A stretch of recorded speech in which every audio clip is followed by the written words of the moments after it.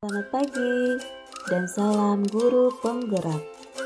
Semoga kita selalu diberi kesehatan untuk tetap terus beraktivitas. Bersama saya Mimis Kanda, unit kerja SMP Negeri 4 Singatemila, Kabupaten Landak, Provinsi Kalimantan Barat, calon guru penggerak angkatan 7.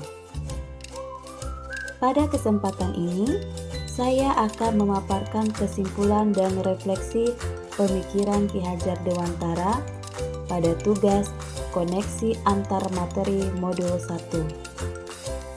Saya akan merefleksikan diri saya melalui 3 pertanyaan berikut.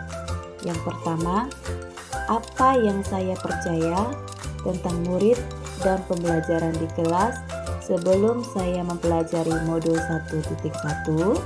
Yang kedua, apa yang berubah dari pemikiran atau perilaku saya setelah mempelajari modul ini? Dan yang ketiga, apa yang dapat saya segera terapkan lebih baik agar kelas saya mencerminkan pemikiran Ki Hajar Dewantara? Saya percaya tentang murid dan pembelajaran di kelas sebelum saya mempelajari modul 1.1 bahwa guru mendominasi pembelajaran.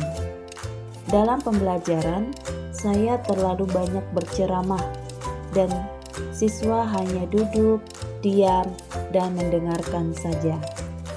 Yang kedua, pembelajaran terfokus pada ketercapaian materi dan KKM atau lebih mengutamakan aspek kognitif anak.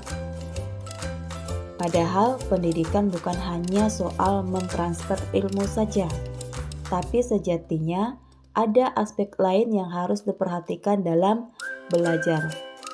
Yang ketiga, guru kurang memahami karakteristik anak. Saya cenderung menyamaratakan kemampuan anak dengan melakukan pembelajaran yang sesuai dengan zona kenyamanan saya tanpa memperhatikan perbedaan anak.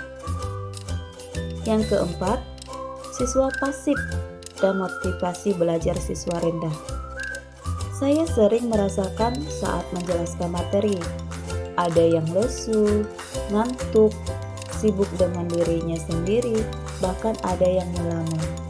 Kemudian, saat saya menanyakan kepada anak-anak tentang materi yang sudah saya jelaskan, apakah ada pertanyaan?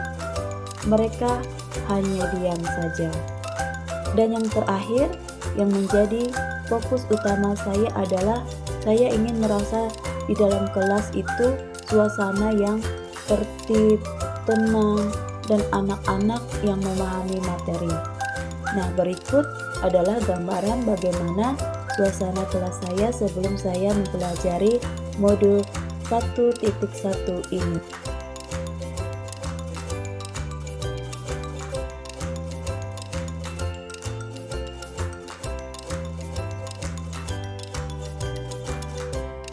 Saya mempelajari modul 1.1 yang berubah dari pemikiran atau perilaku saya antara lain bahwa guru bukanlah satu-satunya sumber belajar.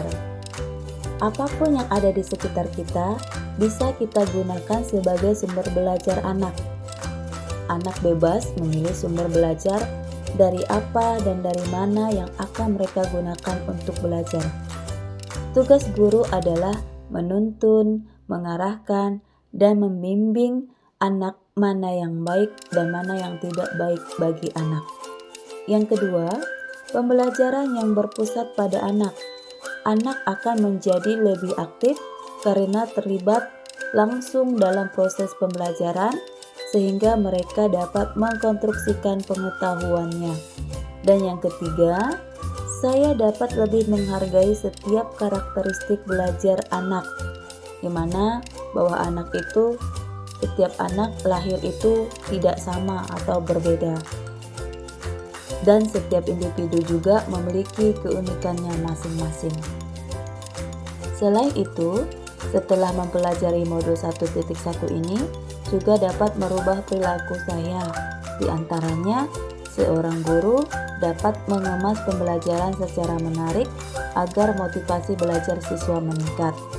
Yang kedua, memberikan kebebasan kepada anak untuk menyelesaikan setiap tugas sesuai dengan minat, bakat, dan kreativitasnya masing-masing. Dan yang ketiga, sebagai pendidik, kita juga harus cermat melihat bakat anak, misalnya melalui observasi, wawancara, dan juga melalui pendekatan personal agar kita lebih dekat dengan anak.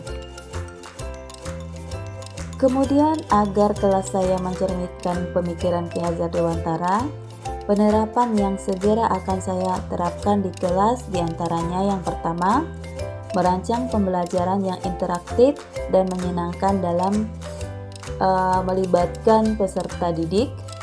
Yang kedua, menerapkan pembelajaran berbasis kearifan lokal dan budaya setempat.